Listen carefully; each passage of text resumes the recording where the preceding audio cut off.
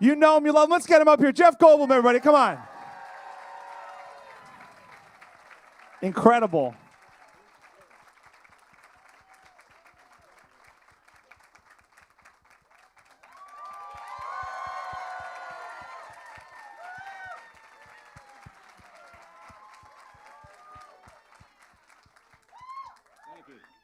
Thank you. Welcome. Stabile. Thank you. Oh. Welcome to you. You're so nice. Look at you. Look at you. You know what's funny What? about you? I want to start with this right away, Jeff.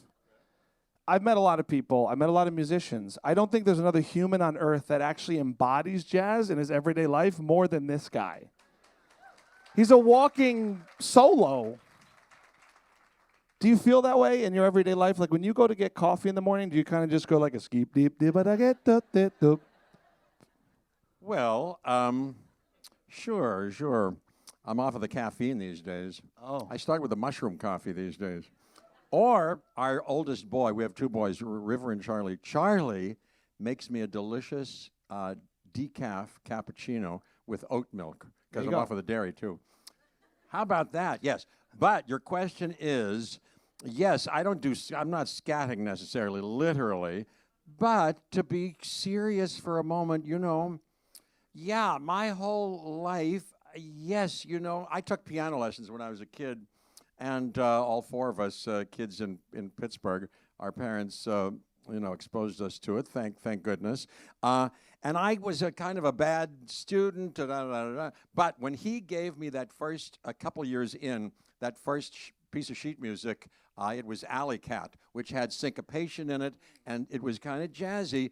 I loved it, and that's when I really started to sit and play and get a little bit more, learn the joys of discipline, and I learned to play. And then he gave me Stairway to the Stars and Deep Purple with some interesting chords, and da-da-da-da-da. And then I pursued acting, as you may or may not know. Thank you so much.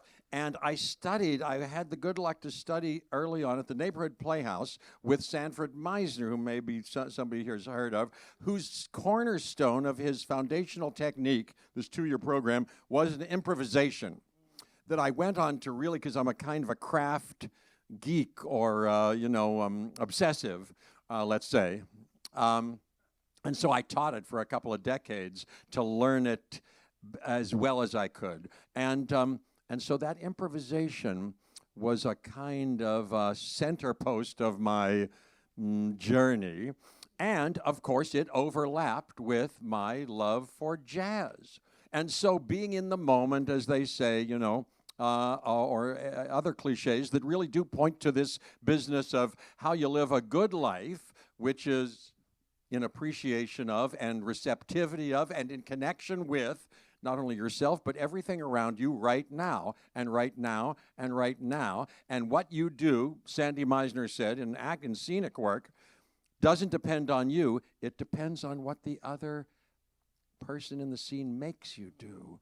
So if you're available in the moment, you can be, and 100, not just going, oh, what's my next line? What am I going to do? What I've already figured out, but prepared like even jazz people are. You've investigated, and maybe you've prepared terrifically over the course of your whole life and forever. But when you get there, you kind of throw it all away, as you've heard many times, and you listen to the other players or the other actor, and you I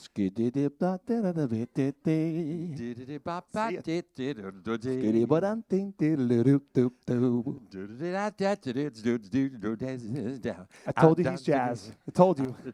We're here. Yeah, here we go. See? I told you. I mean, look, it's like watching jazz. It's watching jazz, this guy. What's interesting to me about your story, which I just found out tonight, I did not know this, was, you were pursuing music, you were interested in music, you were also interested in gigging as a piano player. Before the acting thing ever even happened, you were calling places up, cold calling, saying, hey, you need a piano player? So there was like a inner hustle in you as a musician first. Just tell me a little bit about that first starting for you. I'll tell you this story if you haven't heard it before, because I've bored people to death with this, I'm sure, over the years. But it's sort of revealed itself to me even in more interesting ways tonight as I think about it again. Because around 10 years old, when I was getting my first piano lessons, I had my heart set on acting as a career. But this music thing, it's a freaky kind of thing because like I say, got passionate about jazz, and then my mom had these fake books, which used to be the name for those real books that all have, of course, where all the standards would be in there. And I'd go through them, and then she set me up after Tommy Emmel, who was the first teacher, with somebody in Pittsburgh, which has a big history of jazz and jazz people, as you know, with Frank Cunimando. She found a jazz teacher for me, knowing that I was into this thing, and she used to drive me over to his house. And he's in his 90s now, and we've played with him recently, believe it or not. Yeah. Frank Cunimando. And he was putting out records there in Pittsburgh and gigging around there. So anyway, I would go to his place, and he taught me more about harmonies and chords and modes and da-da-da-da. And so I was practicing, and I played enjoyably enough for myself where I got this crazy idea one day, and I snuck off by myself. Why, I don't know, because I thought it was cool or secretive or out of bounds or something. But I went into this study, this little room we had. I locked the door, and they had the yellow pages, and I looked under cocktail lounges, and I started with the A's, and I called up. I thought I was being sly, and I said, "Hi, I understand that you need a piano player." And many times they'd go, "No, you're misinformed. We don't have a piano here." Yeah. But some of them said, "Well, I don't know where you heard that, but how old are you?" I said, 15, 14. "Well, really? Well, we do have a piano here. Why, you want to come over and show us what you can do?" "Sure," says I. My parents would, drive me over, and I got a couple of gigs that way. Wow. I'll be darned. That's so it struck me newly tonight. Yes, even before I had a professional acting job, which came miraculously very quickly, unlike most people's stories. I was in a musical on Broadway shortly after I finished, even before I finished the second year of Sandy Meisner's work. I got into Two Gentlemen of Verona, a musical version of it.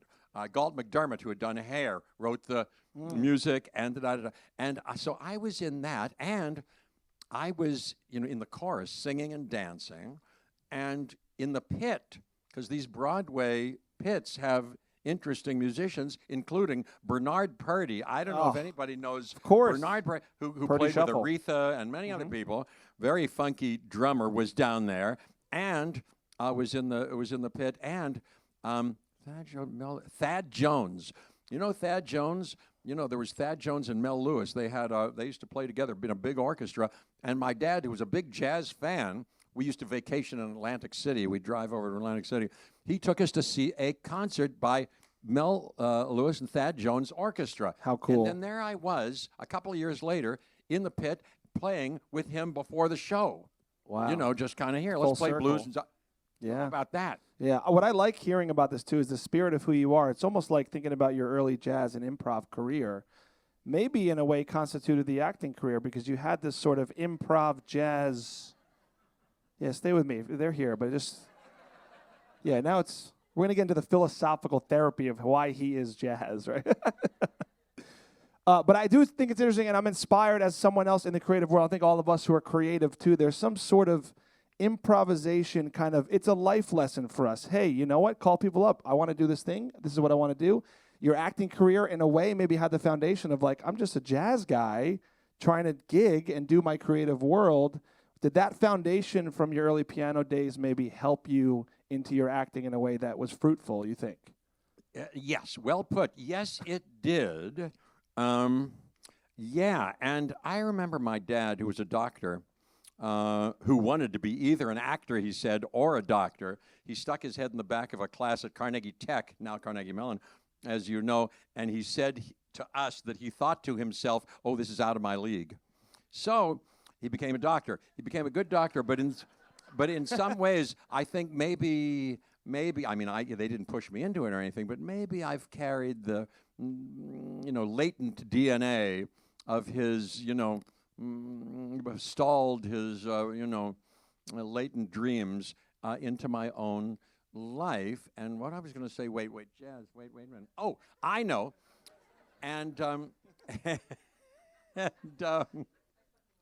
And my older brother, and a couple of my older brothers, he kind of would be critical of them for not kind of putting themselves out there and taking a chance. You know, my one brother wanted to be a writer, but kind of they were, you know, they didn't have the moxie or something, or the adventuresome spirit, he thought. And, you know, I guess I took that, whether he was right or not about them, I took that to heart, I guess, or I had something that I guess I knew what he was talking about, and I was raring to go. So I was like, hey, confident for no reason, and I may as well take a chance, and da-da-da-da. And so, yes, that, went over into my acting world, which was a wild-hearted adventure with little chance of, any success at all. And I'm still doing that. So this whole thing has been a, parallel kind of twin, elements of twin versions of this adventure. Sure. And now it's incredible. We'll talk about it, I guess. But now we've got our fourth album, and music. I always wanted to be. I always kind of felt as this sort of, this fun kind of thing. But I was conscientious, and this is how acting kind of, spilled over onto my piano. Because even though I discovered discipline early on, more so when I started to act and how to really dig in and devote yourself to a thing like this and to a creative life, I started to do that. I was serious about my music. And so every day, even now, I get up and first thing in the morning, really, I get through my at least hour of practice. And I feel like today I did something better than I ever had. And, I often feel like that. This 24-hour period of gestation, you can work like that, and if you keep digging over a course of several decades in your whole life, as Sandy Meisner said, you may come up with something. Well, you strike me as someone who still kind of remains a student of it all, in a way, is what you're getting at. You get up and practice piano every day. I mean, we could look at you here and say, you don't need to do that, but you say, no, I get up, I gotta do my chops, I gotta practice. That's the biggest privilege in life. Education and continued growth is the gift of life, as much as many other things. Amen. As you know. So for its own sake, that is the treasure. So yes, I can't imagine. Well, Sandy Meisner said that it takes 20 years of continual work to even call yourself an actor. And then a lifelong, if you get the opportunity to be so lucky to do it, upward progress until your last breath. So, yes, I've taken that into music. And now listen to this. The other thought that I had that I just want to say a word about is that music then dovetailed back onto acting, which had always, for me, had a little bit of identity, challenge in it. This is how I have to make my mark. Listen, I have to earn a living this way, right. And I must, and one job, if it's well done, is the only way to lead to another one. And so it's been a kind of a scary thing from the start. But it's as I've gotten more confidence with, hey, I know what I'm doing and I can do something, it's also been contributed to by my musical life. Because this musical life, from its beginning, has been just something that I've been free at and kind of joyful about for its own sake. And that has now, given my acting, I think, in a big way, a quality of, this is fun. This is really fun, and let's have a good time. Well, what you're describing, what I said in the beginning, you are jazz. I think it's been you all along, but it kind of serves itself. It's the movies and the TV, and it's also the jazz together. But at the end of the day, you're the artist, and that's what we see, right? That's what we see is the artist here. I do want to, the artist that is Jeff Goldblum, the artist. I do. I think this is a kind of seersucker, isn't it? You know what? I'm not sure. I don't know what defines seersucker, but I think it's cotton, but this kind of, you know what I mean? Here's what I'll tell you. I swam in it earlier. That's what I did. And you like to keep your jacket buttoned when you sit? I'm not supposed to, but I do it because I had a lot of pasta today. That's why. I like what you're doing. Yep. Plus this tie bar. I've gone in and out of considering the tie bar. And the pocket square. I like a nice, you know, linear. I like Listen, that. I had to dress the part with this guy. I walked in the dressing room. I saw him. I said, okay, at least I look a little bit jazzy. But look at this guy. This is the wizard himself here. Come on. Hey, you look great. That's a musical, and my acting life has become musical through and through Which with we- this Wicked business. Which yeah. we're very excited about the next Wicked, aren't we? So let's talk about, so I'm very intrigued about all your albums. You're on number 4, Still Blooming right now, which I think is so interesting and amazing. All right, see you later, man. I've got. Do you have So it? anyway, how was your day? You guys stay dry? Everybody was good, yeah? Where did I put it? I lost he's it. back. I brought you the album cover, Oh. but anyway, do you have? You know what? We'll do like the late night shows. We'll just like recut it. We'll edit it. Oh, here it is, folks. There it is. There it is. Still There blooming. It is. That's it. Hey, we put out these nice vinyls, and Decca and Verve, you know, they do these releases of them where the record itself is a beautiful, you know, colorful affair, you know. Looks great. Yeah, and Kyle Ung, my friend, Kyle Ung at Brain Dead, I don't know if you know Brain Dead, yeah, designed that very generously for us, and we have merch and all that. But that's the album, which is the pinnacle of our development, I do believe. And that whole thing, not that you asked, but that whole thing. I don't have to ask anything with you. I'm fine. I'm a self-starter. You know. We know. No, but in case you're interested, you may be interested, and I'd be remiss if I didn't tell you that I started to play out and about. I always had a piano in my living space in New York at first, and then out here when I moved out here. And I played more, I took some more lessons, and then snuck it in a couple of movies. In The Fly, that character wasn't supposed to play the piano, but I said to David Cronenberg, let's let him play the piano. I did that. In Earth Girls Are Easy, I play the piano, and like that. And then I did this movie, Buckaroo Banzai, with Peter Weller. Thank you. And Peter Weller, believe it or not, was palsy with Miles Davis. Wow.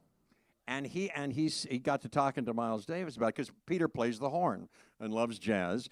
And Miles Davis supposedly said to him, yeah, I know, Jeff, and you know what you should do? You should have a gig. You should have a weekly gig when you're not acting, and you can do that. Instead of just going to each other's houses, do that.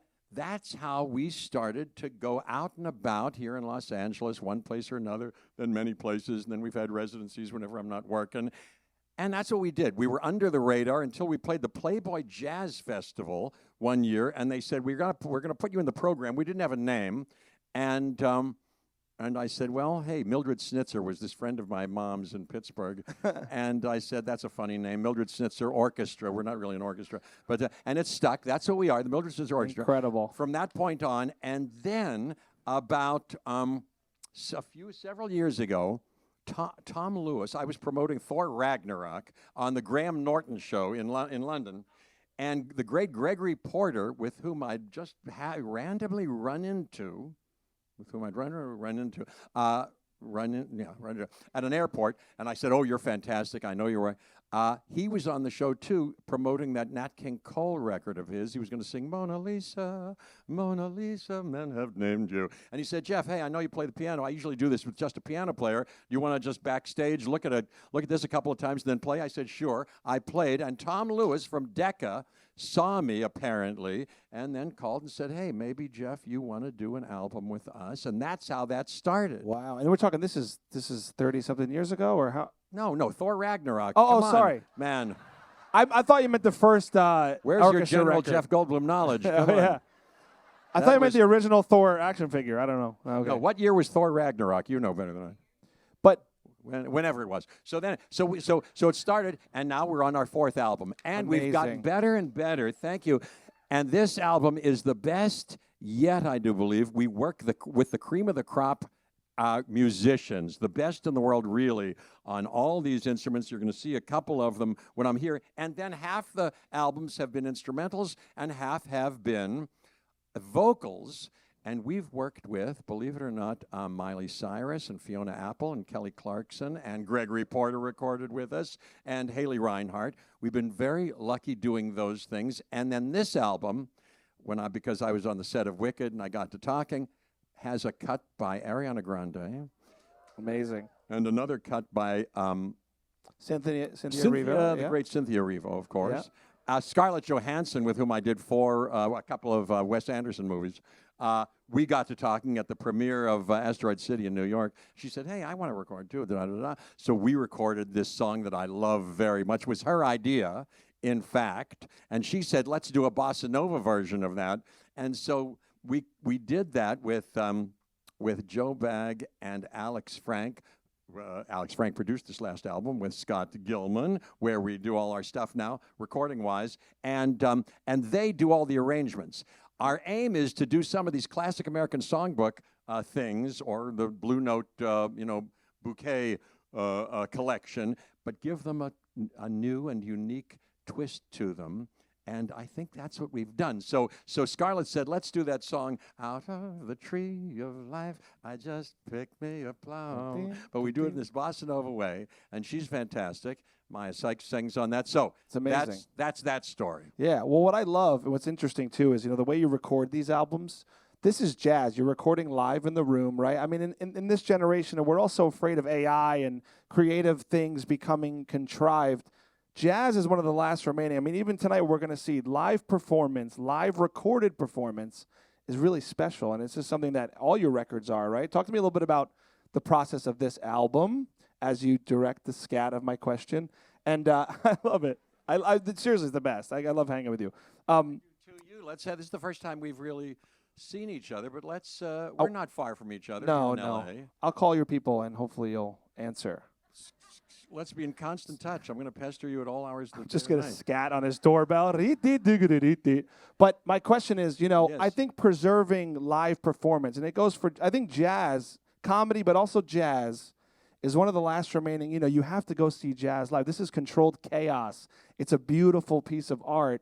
How important is that to you in making these records? And I know from listening to this record, it's a live cut from what I hear. Tell me a little bit about the process behind the record. I'll tell you everything until you tell me stop. But and do I have to? I know we don't have time for me to detail it all. But generally speaking, the first one we had this idea to do it live, and we at the Capitol Records building, which was really built from Nat King Cole's success. Straighten up and fly. All right, that's who built that building. But the Beatles have been there, and Frank Sinatra's been there. We recorded in Frank Sinatra's studio with his microphone, and we recorded that live. We went to A and B, and we combined them, and we got a crowd in there, and you can hear them, and and Sarah Silverman is on there, my friend, and we do a little duet, and so that's what we did to kind of capture something of the live shows. We've been doing these live shows, which include me yakking away a little bit and playing games and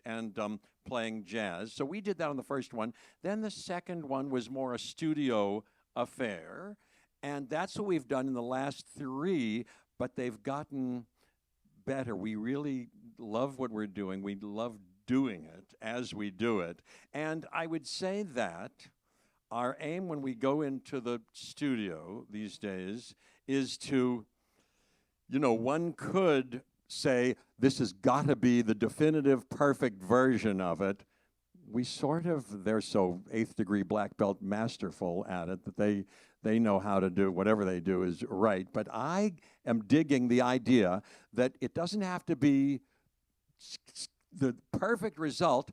It's just a snapshot of us emotionally and developmentally and musically at that moment. We do our best, we've prepared, and we let it go. And we see what happens. And, of course, everybody blows and does something improvisational, and that's how these come out. But I'm liking more and more how they come out. Isn't that something? As it should be. It's jazz. It's jazz. Right? Yeah. Which doesn't mean you can just toss it away. No. It's a combination of preparation meeting freedom of chaos. Some kind. Yeah, right? Freedom and chaos. It's funny because you mentioned discipline earlier, and I think that's a testament to your success. Is it takes discipline. It also takes preparedness, and then it also takes this freedom. Like, you're such a free personality. I think this comes with your work. No, but really, I think that is something we all can learn from him, is like approach life with a little bit less parameters, less rigidity, because that's kind of how the album's going to sound. That's how the movie's going to feel. That's how your job at home is going to be. I'm getting life lessons from you tonight, is what I'm saying. So, well, I'm still a humble student of it myself, and sometimes I fail miserably, but sometimes I'm getting a little better one step forward, couple of steps back, but then I take another step forward in going, you could fret over that and you can have recriminations, but it was perfect. It was perfect as it was. It was there for a reason, and all like that. Wait, I was going to say something. Oh, I know. Oh no, Wicked. I was thinking about Wicked because I got a couple of songs. I got a song in the first movie, and I've got a song in the second movie. All right. I don't want to spoil anything, but we worked hard on that. And Alex Frank, who's our creative director and arranger and producer, is my vocal cohort and coach. And not only do we work on things that we've recorded, the last couple of which I can't tell you what they are, but I'm particularly excited about them. But he worked with me on Wicked, even though Stephen Schwartz was there and a couple other people, Stephen Remus and Dominic Amendum and Ben Holder, and was captured by the cream of the crop, the height of that technology. Simon Hayes, if you know it, if you're really interested in that kind of thing, he's on set. It's all live sung and caught in the moment. We did a lot of things in the recording studio, but they really went with the live performance, which was another version. John M. Chu is such a genius, I do believe, that he appreciated this too. But we prepared, I'll be darned, and then on the day tried to tell the story and be there with How Could You Not with Ariana Grande and Cynthia Erivo and see what happens, Well, that's what I say about the discipline in the moment. It's like, it's Broadway, it's jazz. You guys are prepared, but then you're delivering these in-the-moment performances, which we see in Wicked, and we can't wait to see in the next one. I tell you, I saw it about a week or two ago, and I'm a fan of that. I'm as religious a fan as any of the people who record themselves seeing the trailer and all that stuff. I weep immediately. Tears spring horizontally out of my eyes as soon as I see anything. And I'm telling you, I know I'm very close to it. I'm already enrolled in it emotionally. But this second one, I believe, is going to satisfy your deepest appetites. Wow. You heard it here first at the Grammy Museum. Jeff Goldblum's crying at Jeff Goldblum. Just letting you know. You heard it.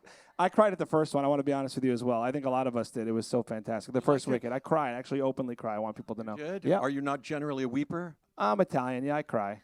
I cry plenty. You do? Yeah, I'm emotional. But that really got me. Not usually from movies, usually from arguments. It got me too. Yeah. I cried at that stage show when I saw it, and then I cried again when we took our kids to see it. What's amazing about your story, though, thinking about your early beginnings with piano, with the songbooks, with Broadway, it's got to be gratifying to kind of see the intersection. Here we are celebrating your album, but so thrilled to be here. But also celebrating you in this musical movie that's the biggest musical movie, of our time. Tell me, for you, go back to The Kid in Pittsburgh. I just am curious for you, just because you're such a humble guy, but the guy who had the phone book calling up cocktail lounges, can you imagine he is the wizard singing these songs? Like, what do you ever go back to that place mentally and go, man, what a ride, what a great disciplined, controlled chaos ride this has been? All the time, and more, I aspire to it, I try to nurture it, but more and more I actually achieve from day to day, here and there, some real deep appreciation and gratitude for what the heck has happened. I mean, scientists tell us that just to be here on this planet has been us winning the lottery, each and every one of us.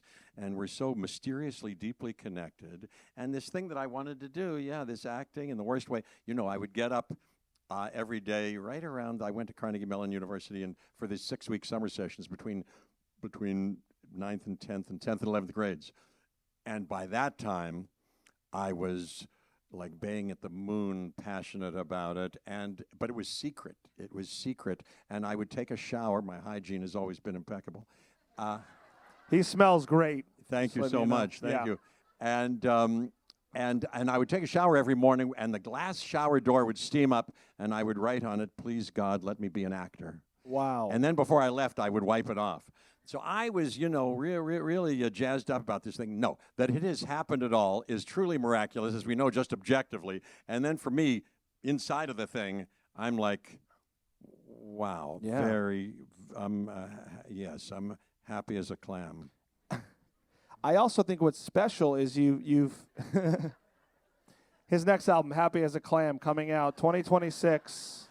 Happy. Happy as a clam, clam it up, just clam. Open it up. Don't eat if it's too raw. Well, that's true. You don't want a tainted clam. You do not want a tainted clam. New York, closer to the water. It depends on where you are, right? It depends on where they swam, you know? Are we kissing? I'm kidding. Okay. By the way, I'm just following the scene, partner, here, like he said. That's all that's happening with me. It's improv. It's jazz, man. You're fantastic. You too. Yeah. Oh, I know what I was going to say in the middle of one of your beautiful riffs. I was going to say that, yes, I am serious about it. And this sort of freedom that I've achieved or been blessed with at this point, when it comes, is the result of a lot of work. Really, you know? I mean, these days, I'm always, gobsmacked by people who have cameras with them all the time, and they're camera ready. People go around ready to express themselves, ready to sing and dance at a drop of a hat. It was not like that for me. I was kind of frightened of it. When I had to get up in school, I was like, ooh, uh-oh. I was in variations many years after that. But when I would do it, the exhilaration that I got after, I did it. I got through it, would be a big thrill. And then so I studied it, and even though people now may seem it comes to them without work, for me it's been a kind of real conscious, intentional, technological pursuit. You've been following the work, but I also think you've been following the play of it, the jazz of it, and I think it's interesting, too, when you talk about, titling yourself an actor, starting in music. It must be nice now also to celebrate these albums that, you're doing your dream music as much as you're doing your dream acting, which is kind of a nice marriage of the two worlds.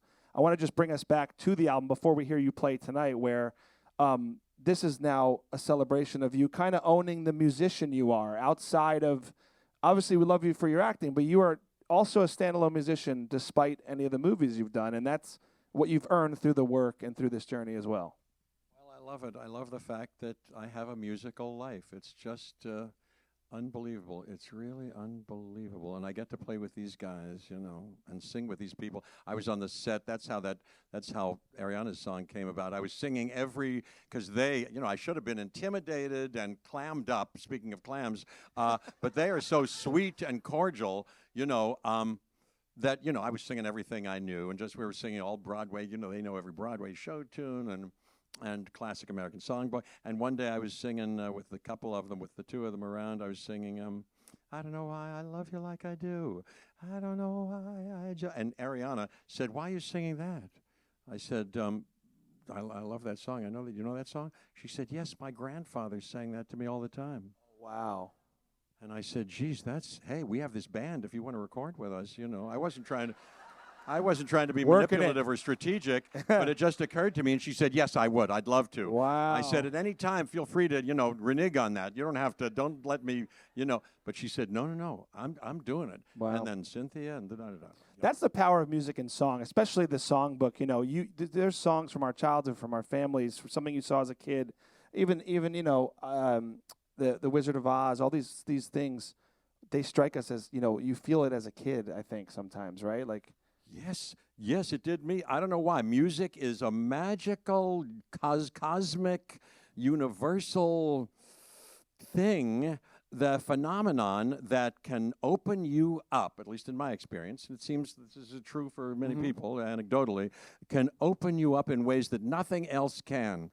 It can reach areas of you, subconsciously in your deeper, multi-faceted, emotional, Sure. instrument, ooh, boy. Hey, clear this up for me once and for all. What's the phrase? Music soothes the savage beast or breast? Is it beast or breast? Applause for beast. Applause for breast. And wait, applause for the beast's breasts. I think Beast had fewer, but more enthusiastic. Exactly. Yeah. Right. Or no, breast. Breast. Did. Yeah. Breast. That's what I mean. I love what you're saying about music and the power of music, and I do have sort of a first date music question for you that I'm curious. I do ask all musicians this, and it's a little cliche of a question, but for somebody who has done these records and maybe hasn't done this song for you, is there one song, one melody that you come back to as a musician? Maybe when you're doing your movies, when you're on set, there's one that kind of circulates in the Jeff Goldblum psyche that never has gone away. Because I do think in the American songbook, there's some of these melodies, these classic melodies that if you're a musical person, like I find myself kind of humming something all the time. Is there something for you in there? I'm just curious because I feel like there is. Well, it always changes. It's always, there's a bunch of things always swirling around that change. But, I had that Stevie Wonder record once in my life, and I wore that out on a 45. That comes and goes here and there. Speaking of Wizard of Oz, Somewhere Over the Rainbow, always gets me, and that's somewhere close to me. But, and Errol Garner, who was a piano player from Pittsburgh, and my dad's favorite piano player, wrote Misty, of course, and that song always has something for me. Look at me, I'm as helpless as a kitten up. I can't understand. Yeah, I like that song, and many things. I like Brazilian music. I like bossa nova. I like a lot of things. It's funny you mentioned bossa nova because I really like the rendition you did with Scarlett Johansson on the record, the bossa nova, and her tone of her voice has kind of a Brazilian Astrud Gilbert. I don't know if I'm saying her name right, but it has that kind of twang in her tone, which is really classy and old-fashioned and nice. Yes, I agree. It's well suited for that. Well, it was her idea, and what an artist she is, what an actor she is, what a person she is, and what a sensual, evocative, many-layered voice she has, how expressive. And I've been thinking about, we've all been talking about AI recently, and so that movie Her is so interesting with her doing just that vocal part of the thing. Oh, and of course I did that movie Isle of Dogs with her, and she's just a voice in that, and so was I. But her voice is fantastic. And when she sings, you're right. It's exactly what I like. I like something conversational, intelligent, well acted, and sensual at the same time. So tan and young and lovely. And Esther Gilberto, I'm crazy about her. Scarlett's fantastic. Yeah, I love it. I mean, that reminds me of with Frank Sinatra. They used to talk about Frank's voice and how he was the first singer who really gave an emotional performance. We're talking about acting. He gave an acting performance in his vocal singing. He was probably the first one to actually do that. Do you agree with that? Absolutely. I know I've kind of studied Frank Sinatra a little bit because of my band. They said, hey, you got to get this 2-volume biography. If you haven't gotten it, to The Voice and The Chairman, it goes exhaustively, not exhaustingly, but exhaustively into very thoroughly his whole interesting personality and character and life and career and his technique and his artistry and his genius. And yes, I think it was from Bing Crosby, his idol, from whom he got get the word, know what you're singing about, and and make it personal and all of that. I would say Bing dated the vocal, and then Frank made love to it. What?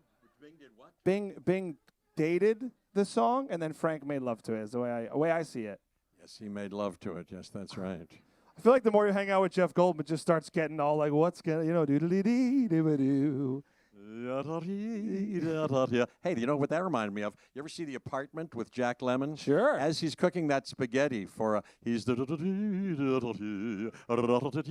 that? Yeah. I like that scene. Hey, can you sing? Here's a nice trivial question. What's that song that they play in when they go to their favorite Chinese restaurant, not Genghis Khan, but in the movie, a restaurant where she meets Jeff Sheldrake, played by Fred McMurray, who I just saw again in in Caine Mutiny. You ever see that movie?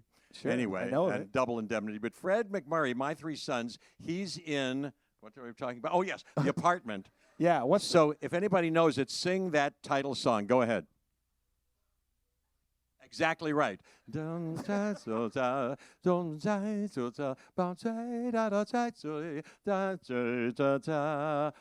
The piano player's playing that in the Chinese restaurant. Oh, yeah. You know what's interesting talking to you tonight? What? I don't think you think in language. I do think you think in music. I think, were we right? Well, you know, it's a funny thing. When I when I hear songs and many listenings and sometimes years go by before I'll know what the lyrics are really, what the language is. I know the music more, and oftentimes there's a real word for it, how you get them mixed up. But I thought that Cyndi Lauper song for many years was I test the waters, I test the waters, I test the water. Emily says, no, it's girls just wanna, girls just wanna. I said, I don't think so. I think it's I test the waters. It's incredible. It's incredible. Speaking of all these songs tonight, is there something you're going to play tonight or from the record that, really sticks out to you as Yeah, where's my set list? Here. Oh, there you go. Yeah. Ryan Shaw, the great Ryan Shaw, one of the greatest drummers in the world, is coming out here, and so is Alex Frank, my vocal coach and the producer. There you and go. The Yeah, here for the band. They're going to be amazing. Director, and one of the best bass players in the world. We never really play in trio form, so indulge us to experiment tonight for your pleasure. And also, I do want to mention, you've been traveling the world playing this record live. This is sort of this hometown celebration of this record tonight, right? Yes, this is so nice to come back here. First of all, I've never been here before on an evening such as this. What lyric is that from? On an evening such as this? What lyric is that from? On an evening such in as Roma. This? No, not in Roma. Alex, are you there? What? Which? Carousel? What? They said Blink-182. Such as this. Well, anyway. From Carousel? I don't know. On an evening such as this. It's not my foolish heart. Oh. It's not my foolish heart. On an evening such as this. I don't know. Anyway. We'll get it. We're going to get it. Never mind. But, yes, to come here is auspicious, a delight, our deepest respect for you. I know this is an august group. I'm delighted to be in your presence and offer myself to you in one way or another, however I can, and such as I am, And yes, it's a kind of a full circle thrill to be here because, yes, we've been supporting this album and have gone many places. Like Dr. Zeus says, the places we've been, we've been all over doing these live shows in beautiful theaters and, We've gotten it's been a stone gas. Yeah. Isn't that what the kids say these days? I may be a little behind the times. I don't know. It's been a clamshell. So speaking of tonight and being here celebrating this record, I do want to open the floor to a few questions before these guys play tonight. I will say we don't have a microphone for you, so be nice and loud. A couple questions for Jeff, starting front row. I got you first. Go ahead. Now I like this. We should have had the lights up the whole time. I'd like to see them. There they are. Wait a minute. Yes, sir. Look at that handsome fellow. He looks like Jean-Luc Godard from here. Yes. I'm very good at that game, by the way. Oh, yeah. We could roast them if you want. Instead of questions, we could just roast everybody. That'd be fun. No, there's no roasting. I'd be down. Oh, no, okay. I consider it a high compliment. Jean-Luc Godard was a heck of a nice-looking fellow. Oh, you're doing the comments. I was going to just make fun of them. It's not you. All right. Here, right here in the front row. Oh, yes, ma'am. How did you get involved with They Shot the Piano Player, the making of that animated film? I like that question. So interesting. Very quickly, I will tell you that Fernando Trueba, my friend and I, great Spanish director, lives in Madrid. We did a movie in Madrid and Paris many years ago called The Dream of the Mad Monkey. And then a couple of years ago, is it now, he said, hey, Jeff, I'm doing another animated film like Chico and Rita, if you know that movie, which used the music of the 50s bebop scene and Thelonious Monk, and it's an adult kind of beautifully animated movie. Same animator this time. He said there's a real story about this piano player who was one of the pioneer geniuses in bossa nova, in Brazilian music, and the real person, found himself touring, and he was in, I think, Argentina, and was going through one of these very bad regimes, and he was picked up off the street. They found out later, because he had some long hair and a beard, they thought he might be, against the regime, and they disappeared him. And then they found out later. They took him to this place, tortured him a little bit, and then shot him. And that's what happened. And Fernando Trueba actually talked to many of the still living people with whom he played and kind of investigated it and found out the whole story about that and recorded those things and then made this animated movie about it. It sounds a little dour, but it's delightful because it has, semi-sweet, because it has all that Brazilian great music. And he talks, interviews with all these people. I play the made-up character, kind of an alternate for him, alter ego for Fernando, who's trying to investigate it. I'm interested in jazz. I live in New York, and I go, this piano player, I've never heard of him, and I go on this journey. Anyway, and they animate me, and I like that movie. Yes, they shot the piano player. That's how that happened. Fernando. Wow. Thank you. Incredible, incredible. Yes, glasses right there. You, miss, yep. First, I got to sing with you once at the Rockwell, so thank you for that. Hi again. What did we sing? Remind me. Feeling good? Birds flying high. You know how I feel. Birds in the sky. Yeah. Nice to see you again. Likewise. I'm curious, when you're at home, what are you listening to or watching with your family, or what's on in the background when you're just at home relaxing? You are so funny. Music-wise or movie-wise? Whatever it is. Well, I'll tell you very quickly. And myself right now, I'm sort of enthralled with Kurt Elling. And while I'm working out, we've got a gym at home. Just this morning, I was listening to the essential Kurt Elling, who I met recently outside the Delacorte Theater, where I started Two Gentlemen of Verona a million years ago. And we had a nice tete-a-tete. I'm a big fan of his. I was listening to that. That was on. And sometimes when I'm doing my ablutions these days, that's on. The kids have their own musical taste and are very passionate about it. Where's Emily? In the car when they're going to school or tennis or they're, they want all sorts of things. They like the score to what movie we were just watching? Well, Demon Slayer. They like that. K-pop, Demon Hunters. Yeah, they like that. Great soundtrack. But they like rap. They like kind of hard rap. And they said, Dad, look, they're not allowed to have screens. They're 8 and 10, two boys. But they said, Dad, give me your phone. And they can kind of dial it up. Kendrick Lamar. They said, look, whips and chains. They said, listen to this. I said, I don't know it. I said, Charlie. No, wait a minute. There's some bad stuff in there. But he's very talented. So they're listening to that. So that's on. Of course, my wife, Emily Goldblum, who's in the Olympics, has a musical life of her own, and she's always singing. Her beautiful singing is always in the background. So I love that. And by the way, speaking of music and music in our house, the boys are seriously playing piano. Oh, they're taking piano lessons. Yeah.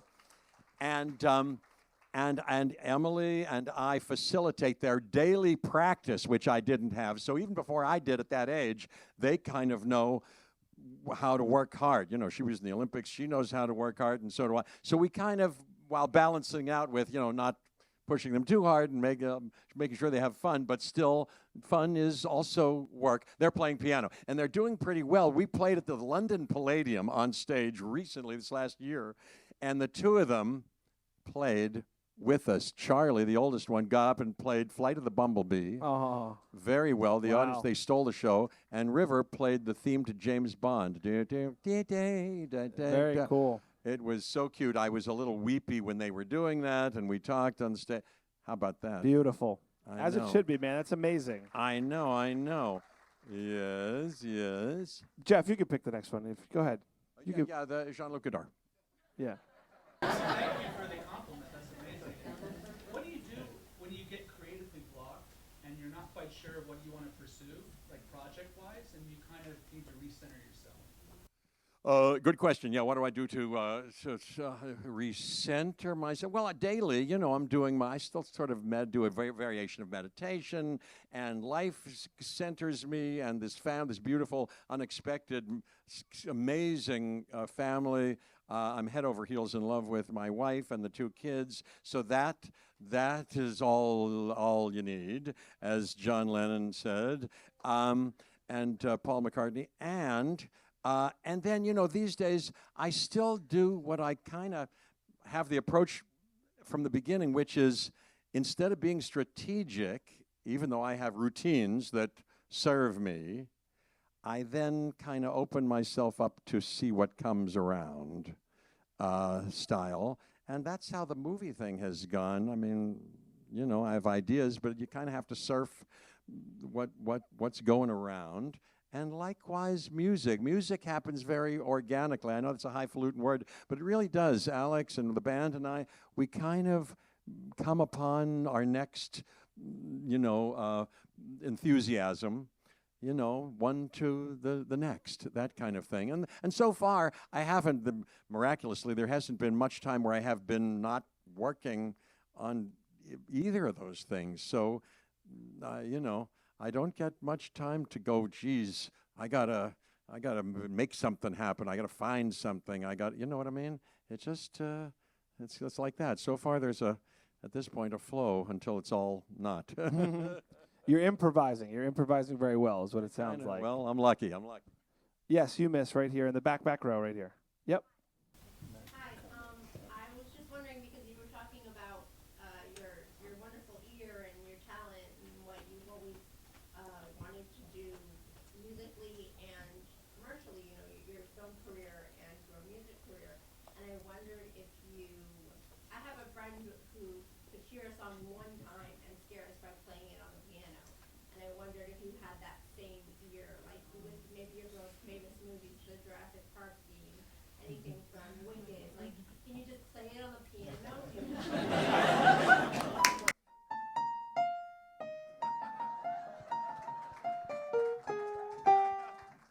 There you go. Yes, no. we all wanted to see that. No, but I don't have that ear. I don't have a perfect pitch or anything like that. And no, I know there are people who can hear something and when they were kids play it. No. I was, you know, I had some facility for something. I had this sort of enthusiasm, flair for it, or enthusiasm, you know, yearning for it, you know, yen for it. But you know, work. You got to work on things. I got to work on things. Yeah. And then when it comes to cutting the record, though, I think like we talked about the controlled chaos. You do your thing. You add your personality to your playing. You know, like the Thelonious Monk track you have on the record. It's very much a Jeff performance on a Thelonious track. So you make it your own. Well, I like that idea. Sanford Meisner once again said, you know, don't copy anybody. Yeah. Finally, what you're working toward is finding something of you that's unique and your own voice, so to speak. You know, and it's taken me, I'm still doing it in my acting and trying to find things, although I've kind of located something that I think I can call my own and can lend that to my further explorations. Likewise in music, I'm very much a humble student in that. And yes, I do have my own proclivities, and from moment to moment, I will do something that, yeah, is from me, but there's plenty to find. As you know, in music and in jazz, there's no end to, Right. You know, I'm a baby seed, and, you know, there's no end to deep exploration. Sure. You know, look at Keith Jarrett, look at, you know, Oscar Peterson, look at those guys. Oh, yeah, you can work your whole life and find something. I like to listen to Keith Jarrett and the way he talks about music and talks about his approach that's very serious and interesting. Well, there's certainly a freedom to the way you do it that we hear in all that you do. All right, we have time for a couple more maybe. Yes, you, sir. Yep, you, yep. Well, first of all, it's a pleasure to meet you. Pleasure to meet you. I just got into listening to music more, especially because of my girlfriend. Congratulations. You know, during our show, sometimes people say, hey, don't tell her, but I want to propose during the show. So if during this event anybody wants to pop the question, I will play along and I'll facilitate. I don't mean to pry or encourage one way or another, but in any case, no. I just got into listening more to, I guess, like, you know, jazz and blues, especially with her. You know, as someone that's kind of coming into listening to your music, like, which album would you recommend me listening to first? Of ours? This last one. Still Blooming, it's called. Get the idea? Blooming, Goldblum, Still Blooming. And as we've been talking about, I can hold my head up and say, I think I'm still blooming. You know, you are. Yeah, this album, I think we're getting better and better. I like what I'm doing, and wait till we're recording. We're in the throes of producing more. We're excited about our development and our ways of making stuff, and so we're recording more things. And I'm even more excited about what you may hear in the near future from us. You know, we want to kind of draw in more singers like we have. I like playing and I like singing a little bit, but I'll bet if we could convince, and I've had conversations with a couple of these people, if we could convince Leve or Olivia Dean or you know, Lana Del Rey or Jacob Collier or Lady Gaga, if we could convince them, okay, well, there's an unsolicited. Well, maybe that's our highest wish. Jeff, it's all back to the start of your career. Just get out the phone book and call them. They will do it. You know, I have. That's kind of. He just got a call. It's can persuade me to do anything tonight. Okay, I will. Okay. So. Listen, Jeff, speaking of the album, we're going to get to it right now. The band's about to come out. I want to thank you for the conversation. Thank you guys for your questions. What an honor to hang out with you, man. Let's hand things over to Mr. Jeff Goldblum. Thank you, sir. Thank you.